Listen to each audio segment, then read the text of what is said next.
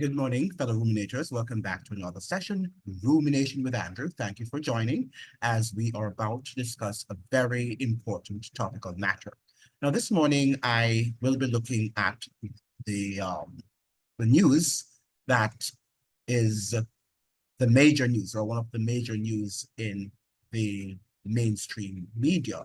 And that is coming from CNN, that Haiti establishes transitional ruling council amid crisis. So it means, therefore, that the presidential council, according to what the mainstream media is reporting, has been formally established. Let's see what CNN is saying, so that we can report on the news as they say it. I can't say as accurately as I was about to use the word as accurately as possible, but we can't say that this is accurate because nothing that comes from the mainstream media is actually accurate. But this is what they're saying, and we have to take them at their word. And it says here, a transitional council responsible for choosing Haiti's next leadership has been established after weeks of uncertainty, according to a decree published in Haiti's official state journal. The move comes a month after Haitian Prime Minister Ariel Henry announced he would step down once the council is inaugurated and names a new prime minister and cabinet. So Henry has not yet stepped down officially. He just wrote that resignation letter to appease, right, the different forces on the ground and perhaps the forces that control all of what is happening in Haiti. The council, composed of 7 voting members and 2 non-voting observers, is tasked with choosing and appointing a new prime minister as well as an impartial electoral council, the decree reads. Don't like the word decree, but that is what it says. It is a decree. This is not democracy as we know it. It will exercise certain presidential powers until a new president-elect is inaugurated, which must take place no later than February 7th, 2026. And this is what really allowed me to think a little. Every time they have these presidential councils or committees, whatever they call them, you tend to have 2 years, and then the 2 years come, and then when the 2 years come, the people who have been elected and when the date has been expired, they do not want to leave power. And then you have another uprising in Haiti, and it continues unabated.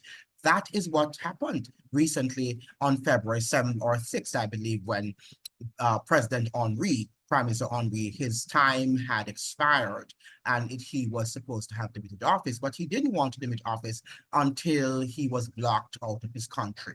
Remember now that if he had not been blocked from his country, from landing in his country, from returning to Haiti, he would have continued as prime minister, as acting prime minister, even though the people objected to it and they were against it and they were protesting against his tenure as acting prime minister in that country of Louverture.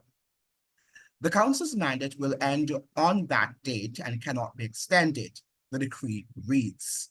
And that's what I'm saying, that they say these things, and when 2026 gets here, when that date arrives, we know that it might be something else. They never stay true to their word, right?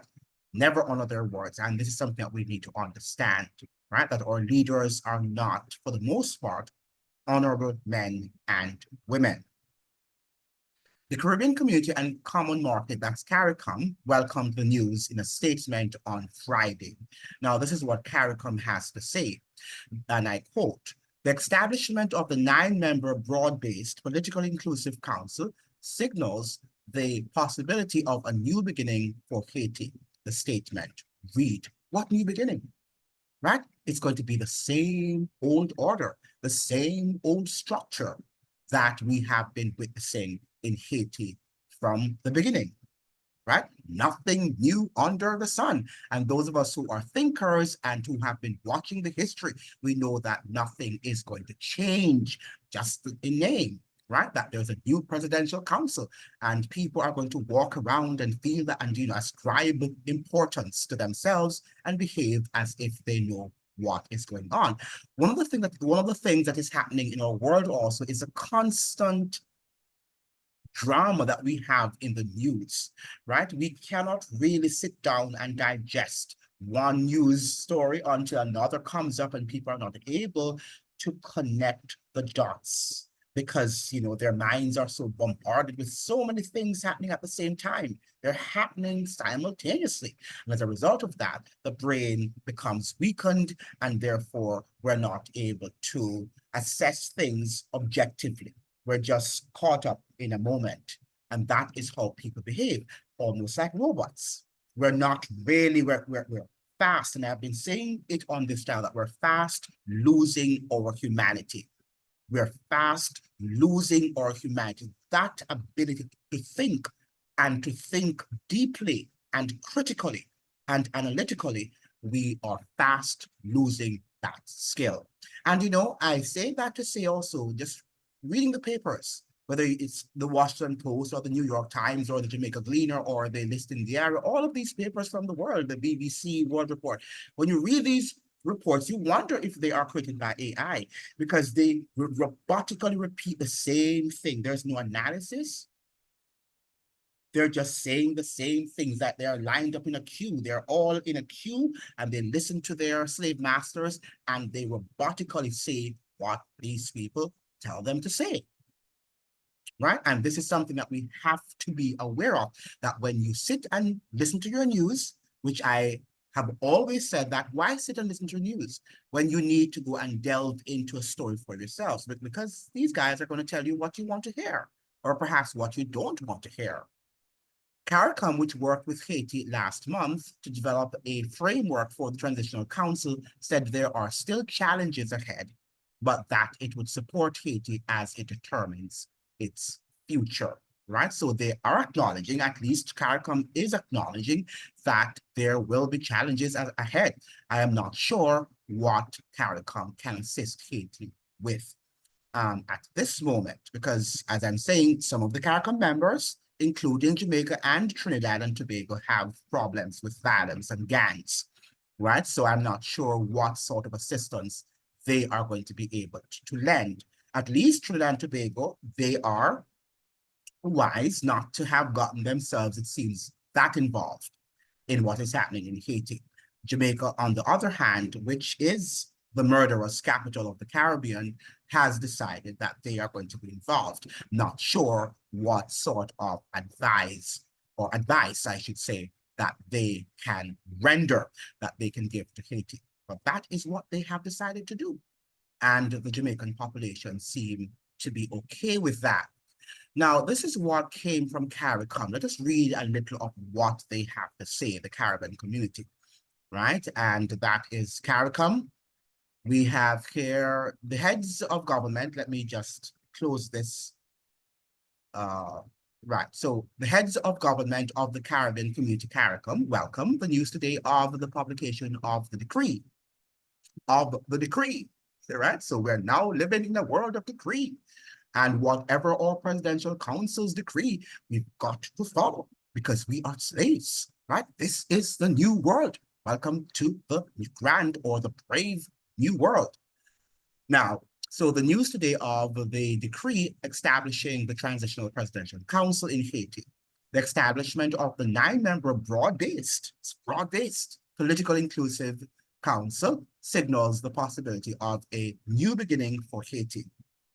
Maybe I should, make up a book, a small booklet of the words that they like to use, in mainstream media, like the inclusivity, right? And the equality and the liberté, right? All of these things. I love these words. They like to use the word inclusive when we know that it is not, because it is a decree, and a decree cannot be inclusive. CARICOM has supported Haiti, its sister nation, through the challenging process of arriving at a Haitian-owned, right? Is it so? Formula for governance that will take the troubled country through elections to the restoration of the lapsed state institutions and constitutional government. Following on from the agreements reached in Kingston, Jamaica on March 11th, which brought together a diverse group of Haitian political, private sector, civil society, and faith-based stakeholders.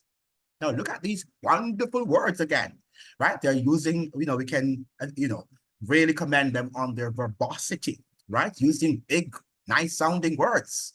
But at the end of the day, I think all of us, when we watched the meeting held in Kingston, even the person who was not a keen observer, could recognize that that meeting was not inclusive and that it did not invite many Haitian stakeholders at the table. They were not at the table, but this is what our leaders are saying. They're the Presidential Council, they are, it was a diverse group of Haitian political, private sector, civil society, and faith-based stakeholders. And who are these faith-based stakeholders? You must ask. Because what it seems here, of course, is that the church is also heading up this council. Are we going back to the Dark Ages where but we know that Haiti is technically a Catholic country. And there is no distinction really between the voodoo and Catholicism, right? Because they're all coming from the same sort of foundation. If you understand what Catholicism is all about and you understand the history of Roman Catholicism and the papacy, the Roman Catholic papacy. Now, we're not suggesting here that the people who make up the Roman Catholic Church all behave the same. We're talking about the system, right? Just like we talk about the United States empire and its imperial quest for full spectrum dominance. But we're not talking about US citizens because they don't have any power, right? But their governments, right? And through the military and the State Department and other organs of the state do have that power invested in them, but we're not talking about the ordinary American citizen. Same thing about the Roman Catholic papacy. We're not talking about lots of people in the Roman Catholic Church who are decent people and they're serving God according to the best knowledge that they have gleaned. However, the system is a rotten system, and only history and what happens in present. It's not only a long gone story. It is happening right before our eyes, right? Every US president that is elected in America has to go to the Vatican and they have to bow to the Pope, right? Because he is their head, whether you like it or not. Now, the CARICOM heads of government fully endorse the principles of the political accord and in particular take note of Article 16, which states, and I quote, "The mission of the Presidential Council is to put Haiti back on the road to dignity." Right? I don't know if Haiti has ever been on that road to dignity. The only time that we remember is when it became independent, right, in 1806. But we know that after 1804, sorry, it didn't become independent in 1806. It became independent in 1804. Let me correct my date, right? Because you're going to be saying, wow, you don't know your history. Yeah, I do know the history. The fact of the matter is, yeah, in 1825 and onward, we know that Haiti was on that road of self-destruction. Well, maybe I shouldn't say self-destruction, but it was on the road of destruction, right? Once they started to now having to pay reparations to France, right? Then we know that they were not going to be developed. Then we had, of course, in 1915, the US military occupation, and onward, it has been an ongoing crisis in Haiti. So Haiti, for many years, has not been on the road to dignity. So I'm not sure what dignity they're talking about. Democratic legitimacy, the same thing we can apply. They have not elected. Well, let's even not be that technical now. Based on what we're hearing, Haiti has not elected a democratically elected president since 2004 after the ousting of John Bertrand Aristide. So the fact of the matter is that we don't know what they're talking about. Stability, when has Haiti ever been stable? I've never, I'm now 46 years old and I do not know any time of that 46 years when I've not heard that Haiti was in some type of crisis or the other. Sovereignty, so we talk stability and sovereignty, have not had sovereignty if you had to be paying all that money to France, and also the fact that the US occupations, because 1915 to 1934, but the United States has other times, occupied Haiti. And when they're not directly occupying Haiti, they're using dictators to run the show and to control what happens in Haiti. For example, Papa Doc and Baby Doc, right? We all know that story. And to ensure the proper functioning of the state's institutions. It is also clear that one of the first priorities of the newly installed Presidential Council will be urgently addressed the security situation so that Haitians can go about their daily lives in a formal manner, safely access water, food rather, water and medical services. Children can return to school. Women can move around without fear of horrific abuses, and so that the business can reopen. Now, all of these are wonderful, you know, um, plans and objectives, right? They are noble objectives. We cannot here deny that, right? But what we do know is that the people who are saying this are not that serious, right? And are not that noble, right? And because they're not noble, they do not have a noble agenda.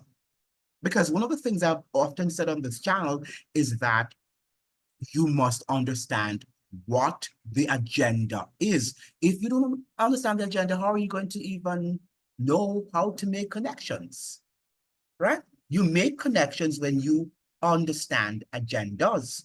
One of the reasons that God gave prophecy in the Bible, for example, and it's a prophetic book, the books of Daniel and the Revelation, for example. The entire Bible is filled with prophecy, but these two special books, God compacted, he compiled the world's history to the last day, what happened in history and what will take place in the future. So we call them prophecy. So it's very important you understand what happened in the past before you can understand what's going to happen in the future. You need to make the connections. So God gave a broad sweep of history and what will happen in the past or in the last days, which we are living in right now. Now, he didn't tell us everything that's going to happen.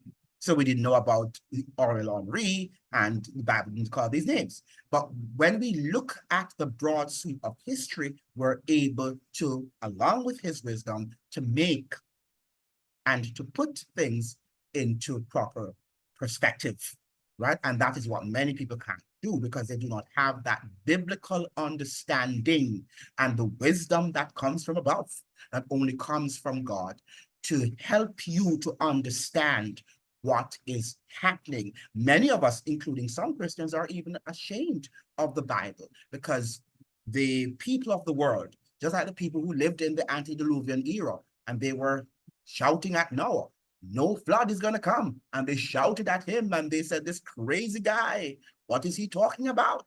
It has never rained on the earth. How can there be a flood? Right?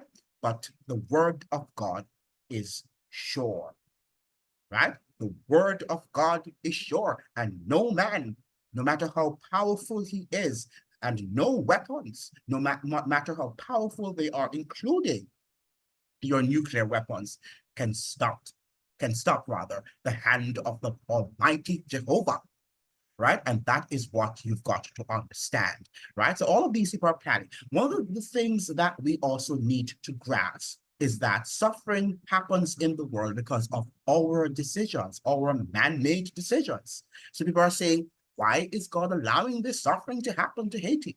Yes, Haitians have also made bad decisions. And are they, from a majority perspective, right, acknowledging the sovereignty of God?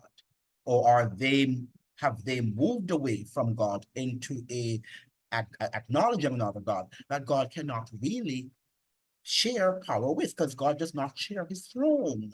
And the same thing happened to the Jews. So don't say, oh, God doesn't like the Haitians, right? Maybe he didn't like his people too, which that's not true. God loved his people, the Jews, right? But they moved away from him and they went to other gods. And then God had to destroy them, right? And he disclaimed them. He no longer calls Israel as a nation, his people. He calls Israel as a spiritual body, right? His people. All right, so that's what we need to understand. But I digress here. Let's go back to the Presidential Council, right? I love to preach, don't I? Now, so we have the Haitians. This is coming from the Dominican Today, and they're saying the same thing. Haiti's Presidential Council has been established. Now, let's look back at the CNN report because they did give us some of a listing of the people, the names of the people who have or will be forming this presidential council. So let me share my screen so that you can see these names that are being called. Um, did I see it here?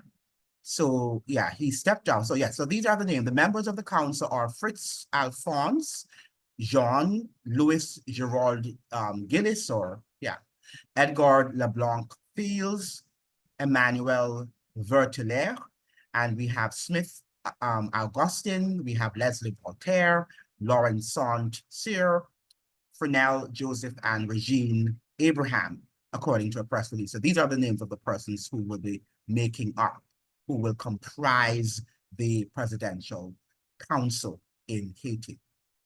Now we hear that cut off from the world, that's Haiti. More and more Haitians are now going hungry. Aid workers are warning. So we're seeing a total disaster in Haiti. It's not just about government right now. It's about the fact that people are without food.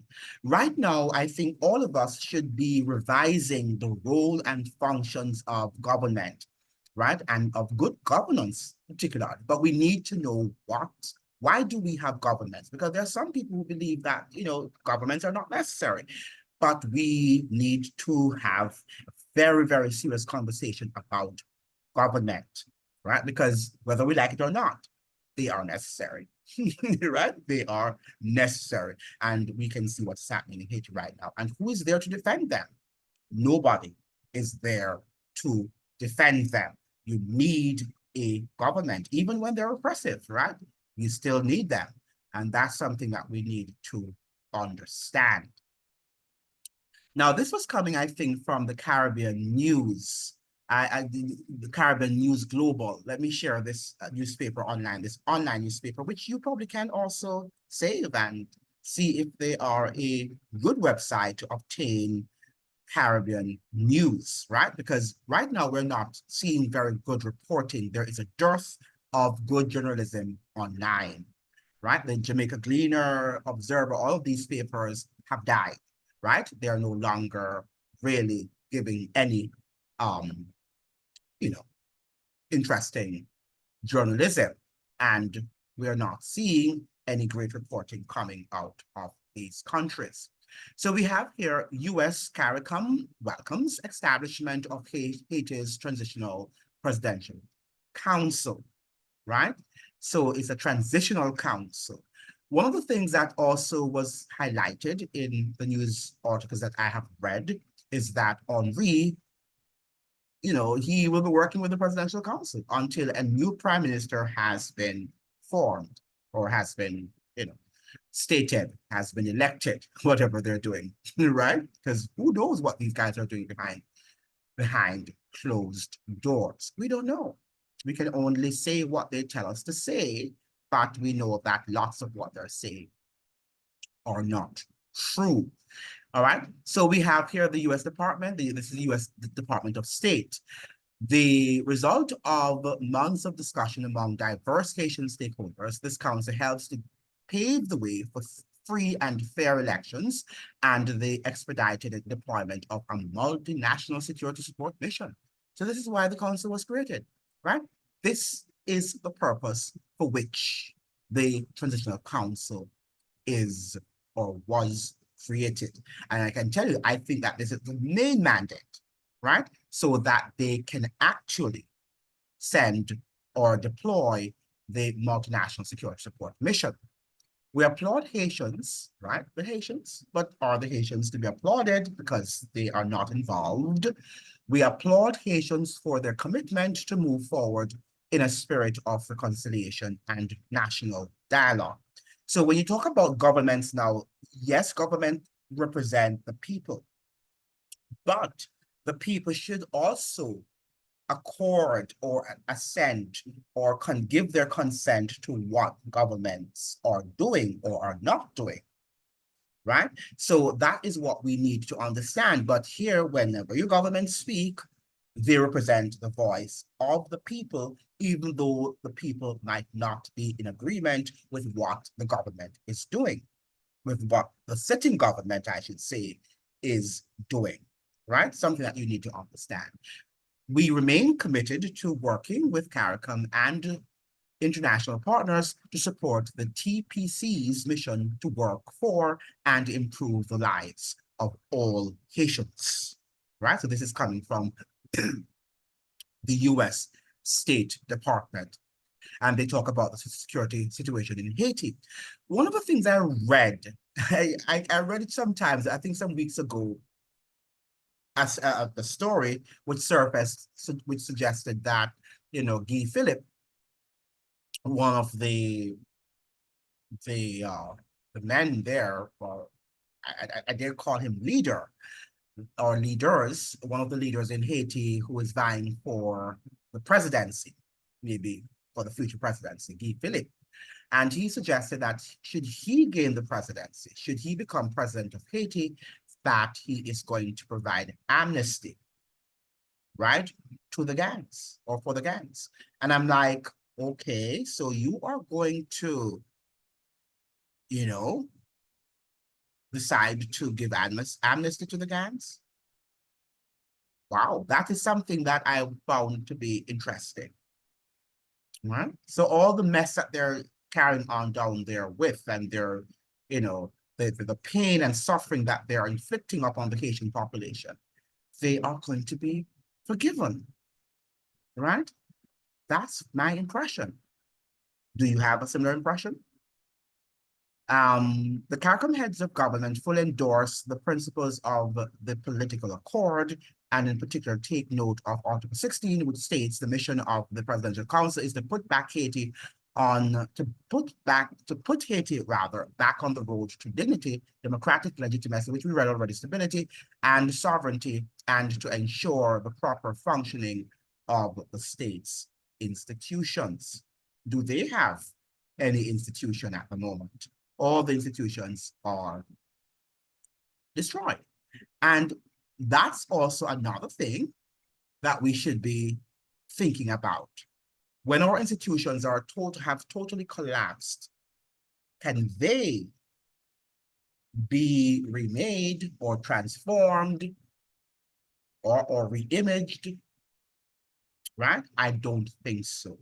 And perhaps the French Revolution should tell us that after these institutions have been destroyed, I don't think we are going to be able to remake them, particularly in our world right now, right? Maybe the French were able to come together and rebuild their country because, at least you had America coming up at the time, and America was talking about freedom and democracy. And so right now we are in our world today, there's no country that is speaking only in words, but not in action, that is speaking about freedom and democracy. So this is what I wanted to say in terms of the formation of the Transitional Presidential Council in Haiti. It has been officially formed, right? And they are going to be there in power for, at least for the next 2 years until 2026 in February. They have this, fascination with the month of February, right? Every presidential council. But I think perhaps that's the time that they normally have their elections, perhaps, right? So I shouldn't say that. Just like the United States has its election in November. Haiti, I think, based on this constitution, I do not know. I have never read the Haitian constitution, but I assume that everything I read is always February, it starts in February. So I think that their election, they have a fixed election date in their constitution. Somebody could correct me if I'm not making an accurate statement. And that every time the election is due, it's always held was it February 6th or February 7th, right? There was always some data February 6th or February 7th. So that is what is in the news, right? That at last, this Haitian Presidential Council has been formally established. Now, we do not know what is going to happen, and we do not know if Henri is going to exit the scene, or will he, be elected to one of, uh, uh, to a leader. I would think that he's going to have something to do. He's going to be elected to play a role in that presidential council. Maybe not, maybe behind the scenes, I should say, and not necessarily. You will not see him, you know, in your face, as it were, right? But I think that he will play some significant role in this presidential council. Now, we don't know what their function really is, because at right now, I think I read somewhere, it could have been in Reuters, that they're not even sure if they're going to be able, that's the presidential council, to control the level of violence and what their role with the gangs are. Doesn't seem like, well, what their role with the gangs is. It doesn't seem like they are going to be able to control what happens with the gangs, or what the gangs are doing in Haiti. That's my impression, right? Or I'm not sure, those of you who are reading, if you have a similar impression, what their role will be in terms of demolishing and bringing to some level of order the gangs that control Haiti. I don't know if they have that sort of constitutional power or powers. I don't know. And this is something that needs to be discussed and talked about. But, we know that this is a farcical government. So what much can we expect? We only have to pray for the Haitian people.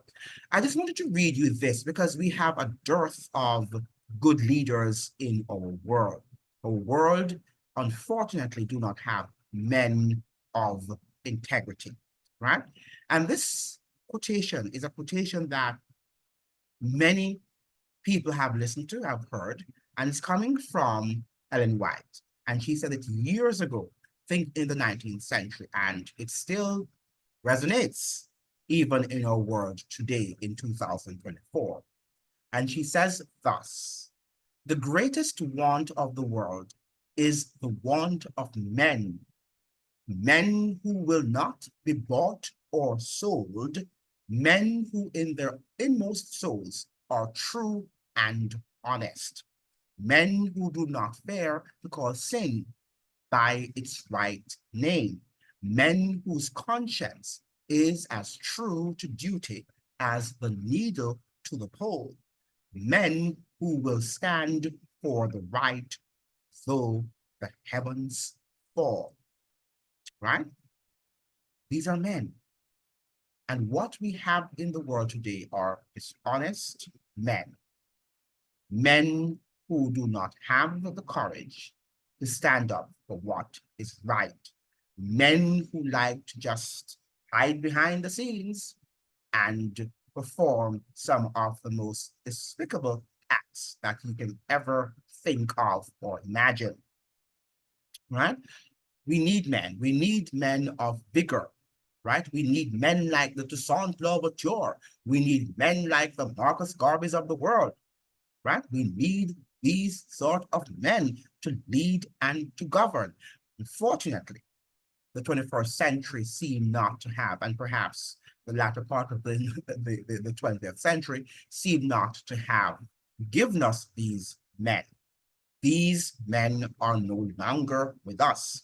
So what we have now are people who are walking around pretending as if they're leaders when they are just mere followers, right? So let's see what's going to happen with this presidential council, because it's something that we have to keep an eye on, because I think that we are transitioning as we speak in terms of governance and what we think is our government and our relationship with our governments, right? I think Haiti is being used as a playground for other presidential councils that will be formed, whether in the United States, in Jamaica, in Trinidad and Tobago, in Britain, all of these countries, you are going to have very soon presidential councils who will decree what you should do and should not do. We talk about the mark of the beast,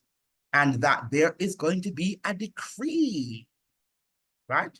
If you do not follow the diktats of the future government, that you will not be able to buy or to sell. And many people used to say years ago, how could that be?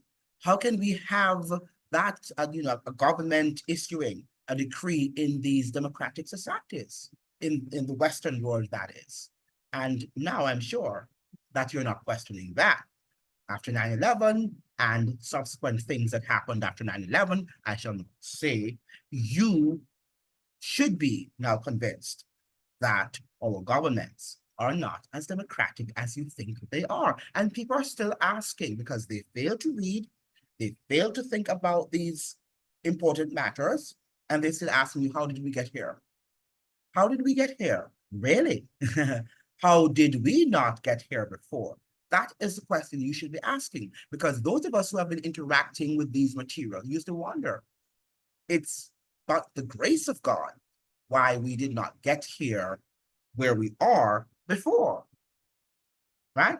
But God has given us enough time to get our acts together. Are you getting your act together? Because very soon, what's coming really are dictatorial governments, and you will just have to deal with it, just like the Haitians are dealing with right now, right? Because decrees are going to be the new norm.